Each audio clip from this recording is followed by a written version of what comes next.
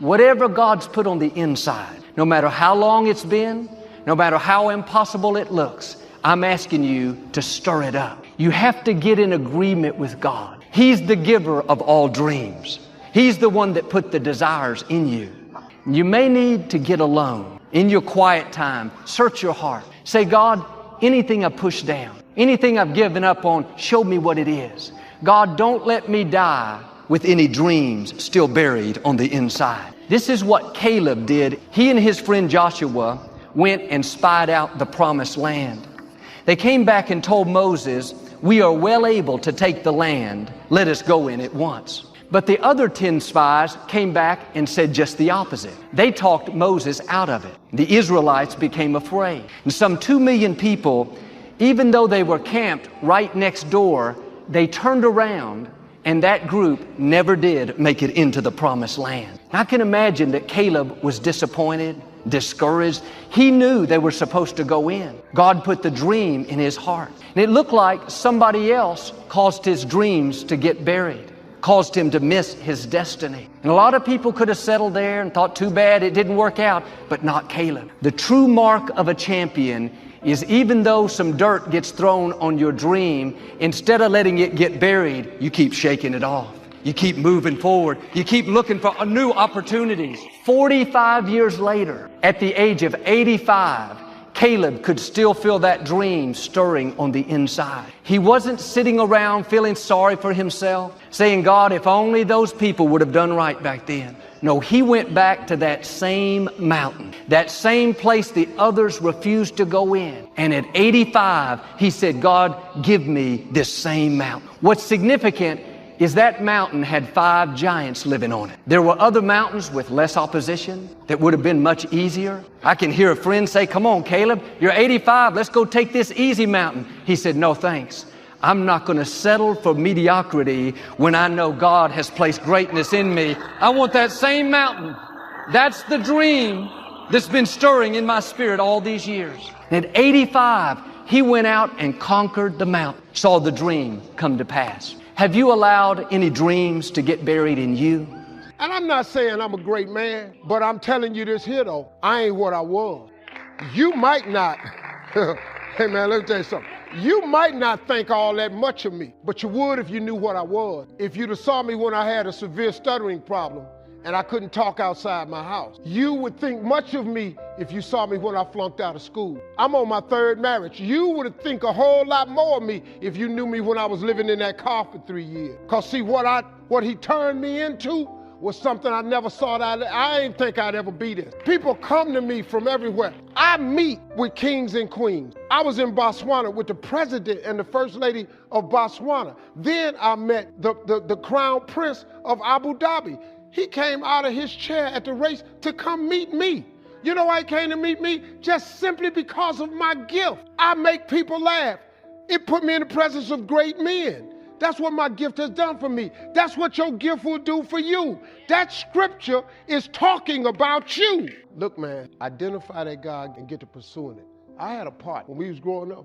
All he did was cut. I'm talking about he cut grass. $2 for the front, $2. But boy, this boy was talented. He had one of them push lawn mowers, single blade. He was so good, he could take the blade, lower it, and raise it. He could cut pattern in your yard with a push lawn. He could put your initial in your grass. You know how big that was in the hood? You get a W in your damn yard. This boy was $2 for the front, $2 for the back. He didn't go play with us nowhere. We going to the swimming pool. Now, man, I got to cut Miss Jackson grass. Hey, man, we going to go to the little school dance. Now, I got to get up in the Maryland. I got to cut Miss Stanley yard. We used to laugh. A grass cutter, grass cutter. This boy today in Cleveland, Ohio, he got landscaping. You know how much this dude grosses every year? $4 million. $4 million. You know what he do? He cut grass. He got 38 trucks on the road. He got every contract in the city, every office building, every mall. He cut grass. He cut the grass so good when it snowed in Cleveland, he put plows on the front of all 38 of them trucks. He got all the snow removal contract. This boy make $4 million.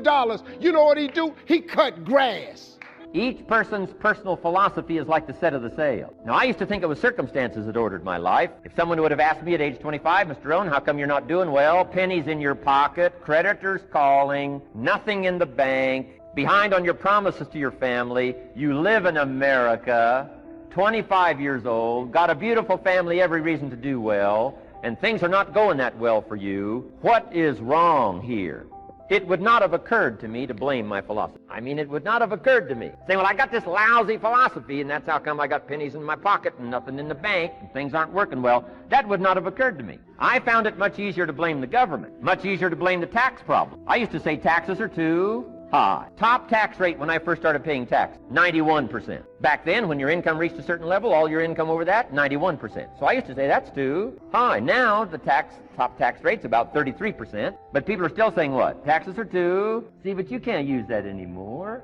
If it's gone from 91 to 33, how could it be too high? Come on. If you were to ask me, how come you find yourself here, Mr. Rohn, age 25, living in America, land of abundance and opportunity, pennies, zero in the bank, not doing well, creditors calling, it would not have occurred to me to blame my philosophy. I found it easier to blame the company policy. I used to say, if this is all they pay, how do they expect you to do well? So I figured that, my future was going to be tied to what everybody else was arranging, the economy and, interest rates. I used to say things cost too much. That was my whole explanation, not my philosophy, until my teacher taught me better that this is where the problem was, my own personal philosophy. Here's what's exciting about each person's personal philosophy. That's what makes us different than dogs and animals and birds and cats and spiders and alligators. That's what makes us different than all other life forms. The ability to think, the ability to use your mind, the ability to process ideas, and not just operate by instinct. In the winter, I'm telling you, the goose can only fly south. What if south doesn't look too good? Tough luck. It can only fly south. But see, human beings are not like a goose.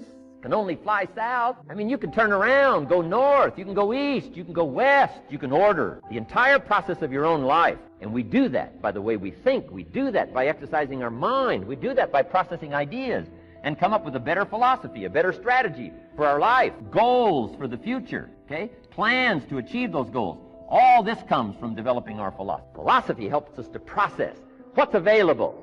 Well, when we get here, we got seed, and we got soil, and we got some rain, and we've got some what?